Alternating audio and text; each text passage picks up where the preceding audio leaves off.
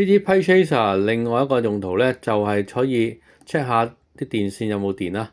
咁咧，只要將呢個開關掣咧拋去第二格2嗰度，跟住咧我哋會睇下啲電線啦。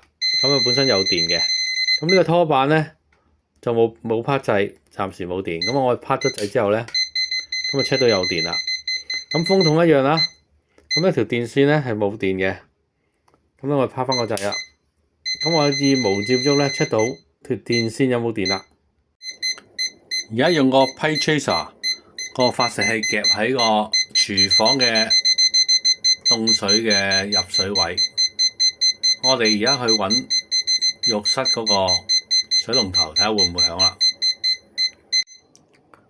而家去到浴室個水龍頭位置，睇下會唔會響啦。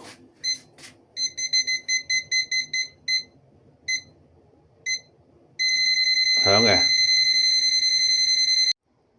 而家揾埋洗手盆嘅凍水，睇下揾唔揾到啊？